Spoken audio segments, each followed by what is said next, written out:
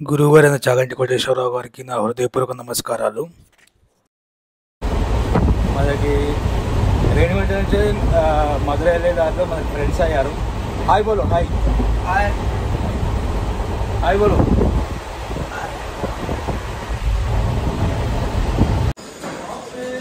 ఇప్పుడే డిండిగల్లో ట్రైన్ దిగాను. నేను పాతాళ శంభు మురుగన్ టెంపుల్ వెళ్దాం అనుకుంటున్నాను. ఇక్కడ నియర్ బైలోనే ఉందన్నమాట. వెళ్ళాక మధుర వెళ్ళినా టైం అయిపోయింది, దర్శనం అయితే అవ్వదు, మధ్యాహ్నం అంతా వేస్ట్ అయిపోతుంది. సో ఈ టెంపుల్ అయితే 2 o'clock వరకు ఓపెన్ ఉంది.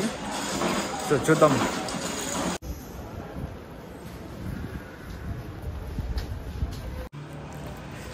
చండీగఢ్ రైల్వే స్టేషన్ నుంచి బస్ స్టాప్కి నడుచుకుని వెళ్తున్నాను. జస్ట్ 1.7 kilometers ఉంది అంతే. ఇక్కడ షేర్ ఆటోస్ అంతా లేదంట, ఓన్లీ సింగిల్గా అడుగుతున్నారు. జస్ట్ 1.5 kilometers ఉంది కదా, 1.5 to 1.7. సో నడుచుకుంటూ వెళ్దామని వెళ్తున్నాను. Budget travelling. అన్న నడుచుకుంటూ వస్తుంటే లిఫ్ట్ ఇచ్చింది బస్ స్టాప్ వరకు. థ్యాంక్ యూ అన్న.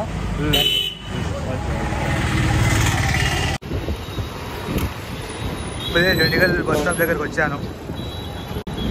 పళని వెళ్ళే బస్సెస్ వెళ్తాయంట పాతాళ శంభు మురుగన్ టెంపుల్ దగ్గరికి.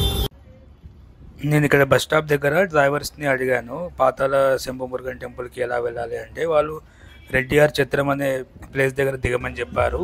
పళని వెళ్ళే బస్సెస్ ఆ రెడ్డియార్ ఛత్రం దగ్గరికి వెళ్తాయి.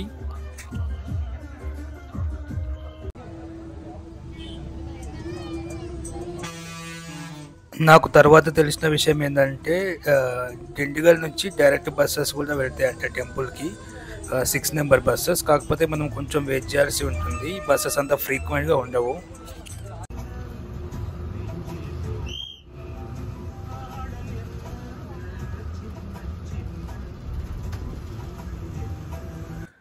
ఇప్పుడే బస్ దిగాము రెడ్డియార్ ఛత్రం దగ్గర. ఆటో కోసం వెయిట్ చేస్తున్నాము. మేమందరం వెళ్తున్నాం పాతాళ శంభు మురుగన్ టెంపుల్. తెలుగు వీరందరూ అక్కడికి అనమాట. ఆలయానికి వెళ్తూ ఆలయం గురించి కొన్ని విషయాలు తెలుసుకుందాం. ఈ ఆలయం డిండిగల్ నుంచి 20 kilometers దూరంలో ఉంది, మధురై నుంచి 80 kilometers దూరంలో ఉంది, పళని నుంచి 40 kilometers దూరంలో ఉందన్నమాట. ఒక సంవత్సరం క్రింది వరకు ఈ ఆలయం గురించి ఎవరికీ తెలియదు. ఒక ఆడియో ఫంక్షన్లో ధనుష్ గారు, తమిళ యాక్టర్ ధనుష్ గారు ఈ ఆలయం గురించి తను వేసుకున్న కరుంగలి మాల గురించి చెప్పిన తర్వాత ఈ ఆలయం చాలా వైరల్గా అయింది ఇంటర్నెట్లో. నేను కూడా ఇంటర్నెట్లో ఈ ఆలయం గురించి విన్న తర్వాత నాకు ఒకసారి వెళ్ళాలనిపించింది. అనుకోకుండా ఈరోజు కుదిరింది మనకి.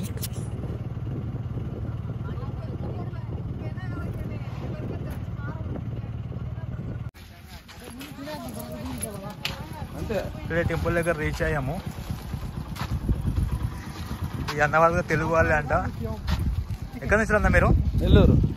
ఓకే. వీళ్ళు ముగ్గురు కలిసి వస్తున్నారు. వీళ్ళు కూడా ఫస్ట్ టైం అంట. నేను అందరు ఇక్కడికి వచ్చేది కరుంగలి మాల కోసం అనమాట. అది దాని గురించి నేను తర్వాత చెప్తాను. ఇక్కడ స్థల పురాణం ఏంటంటే, బోగర్ సిద్ధర్ అవతారమైన తిరుకోయిలూరు సిద్ధర్ గారు ఇక్కడ ఒక ఆలయం ఉండేదని, బోగర్ సిద్ధర్ సమయంలో వారితో పాటు వారి శిష్యులు ఇక్కడ మురుగన్ని పూజించేవారని చెప్పారు. మనం ప్రజెంట్ చూస్తున్న పాదాల మురుగన్ స్వామిని 650 సంవత్సరాల క్రితం తిరుకోయిలూరు సిద్ధర్ బోగర్ సిద్ధర్ గారి ఆదేశానుసారం శంభుతో కూడిన విగ్రహాన్ని, అంటే శంభు అనగా రాగితో కూడిన విగ్రహాన్ని చేయించి ఇక్కడ ప్రతిష్ఠించారని చరిత్ర చెప్తుంది. ఇప్పుడే మనం టెంపుల్ లోపలికి ఎంటర్ అయ్యాము. మీరు చూస్తున్న లెఫ్ట్ సైడ్లో అదే కరుంగలి మాల అన్నమాట. ఈ మాల వేసుకుంటే చాలా పాజిటివ్ వైబ్రేషన్స్ ఉంటాయని చాలామంది నమ్ముతున్నారు. ఈ మాల మనకు డిఫరెంట్ సైజెస్లో దొరుకుతుంది. 6 mm, 7 mm, 8 mm, 10 mm అలా డిఫరెంట్ సైజెస్కి డిఫరెంట్ ప్రైజెస్ ఉన్నాయి. ఈ మాల మనకి మార్కెట్లో వేరే దగ్గర దొరికినా ఇక్కడే ఎందుకంత ఫేమస్ అంటే, ఈ మాలని 45 రోజుల పాటు స్వామివారి పైన ఉంచుతారనమాట. 45 రోజులు పూజ చేసిన తర్వాత ఇక్కడ స్టాల్లో అమ్ముతారు వీళ్ళు. ఈ మాల కావాలంటే మనం ఇక్కడనే కొనుక్కోగలం. వీళ్ళకి ఆన్లైన్ స్టోర్స్ కానీ వెబ్సైట్ ద్వారా కానీ వీళ్ళు అమ్మరంట. కేవలం టెంపుల్ దగ్గర మాత్రమే వీళ్ళు అమ్ముతారంట. జస్ట్ నేను ఇప్పుడు ఒక 3 మాలలు తీసుకున్నాను మా ఫ్రెండ్ కోసం. 3 మాలలు తీసుకోమని చెప్పారు. సో టెంపుల్ చూడడానికి మనకి ఇలా ఉంది.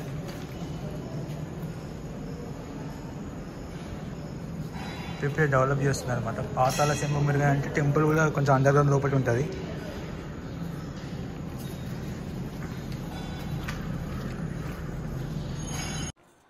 ఈ ఆలయంలోని క్షేత్రపాలకుడు కరుప్పన్న స్వామి. మనం కరుప్పన్న స్వామిని దర్శనం చేసుకొని మురుగన్ స్వామిని దర్శనం చేసుకోవడానికి వెళ్ళాలి.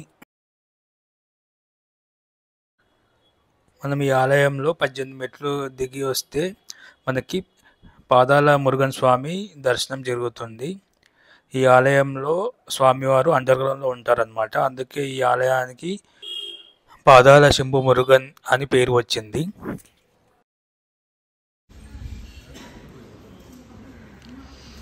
మా ఫ్రెండ్ కోసం కొందని చెప్పా కదా 3 కరంగలి మాలలు. ఒక దర్శనంకి వెళ్తే దేవుని దగ్గర పెట్టి మరీ ఇచ్చారు. విభూతులు ఇచ్చారు. దీపం వేస్తాను విభూతి పువ్వులను. కరుంగలి మాల అమ్ముతున్న షాప్ వాళ్ళని నేను అడిగాను. ఈ మాల వేసుకున్న వాళ్ళు ఏదైనా నియమాలు పాటించాలని. వాళ్ళు 3 నియమాలు చెప్పారు. అందులో మొదటిది కటింగ్ చేయించుకునే సమయంలో ఈ మాల తీయాలంట. రెండవది ఎవరైనా చనిపోతే చూడడానికి వెళ్ళినప్పుడు ఈ మాల తీయాలంట. మూడవది రాత్రి పడుకునేటప్పుడు ఈ మాల తీసి నెక్స్ట్ డే మార్నింగ్ స్నానం చేసి ఈ మాల వేసుకోవాలంట. మరి నాన్ వెజ్ తినేవాళ్ళు ఈ మాల వేసుకోవచ్చా అని అడిగాను. నాన్ వెజ్ తినేవారైనా వేసుకోవచ్చు, ఏం ప్రాబ్లం లేదు. ఇందాక చెప్పిన 3 నియమాలు పాటిస్తే సరిపోతుందని వాళ్ళు చెప్పారు. ఈ ఆలయంలో ఎలాంటి హుండీ లేదు. మనం పూజారికి డబ్బులు ఇచ్చినా వారు తీసుకోరంట.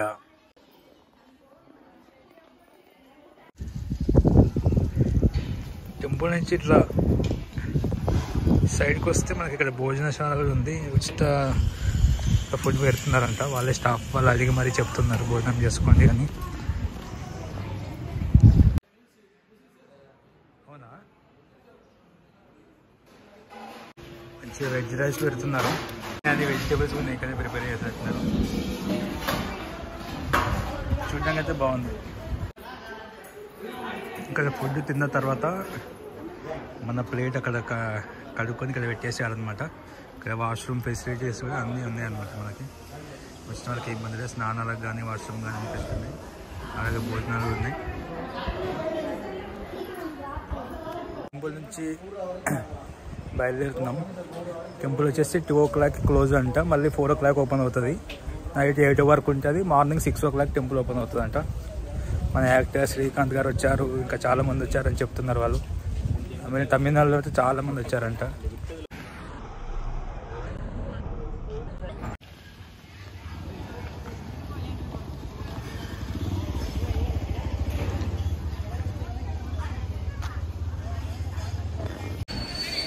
టెంపుల్ నుంచి ఇప్పుడే మధురై వెళ్ళడానికి దిండిగల్ బస్ స్టాప్ వచ్చాను. చూడండి మీరే ఎలా ఉంది ఇక్కడ.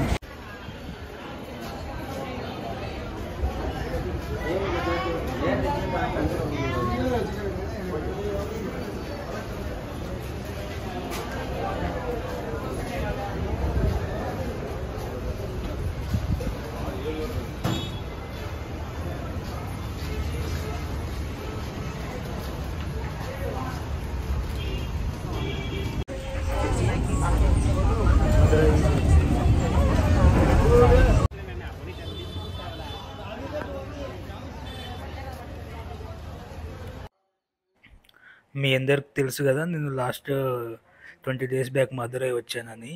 మీరందరూ చూసే ఉంటారు ఆ వీడియో. ఒకవేళ చూడకపోతే మన యూట్యూబ్ ఛానల్లో ఉంటుంది, కంప్లీట్ చూడండి. ఎలా నా మధురై దర్శనం ఎలా జరిగింది ఏంటనేది మొత్తం ఎక్స్ప్లెయిన్ చేశాను దాంట్లో.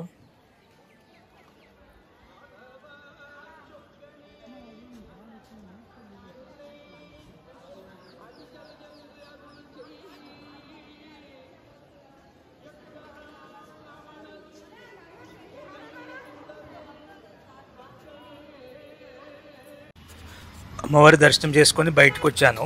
బయట ఫుల్ వర్షం పడుతుంది. రైల్వే స్టేషన్ వెళ్తుంటే మధ్యలో వెస్ట్ గోపురం దగ్గర ఈ బండి కనిపించింది అనమాట.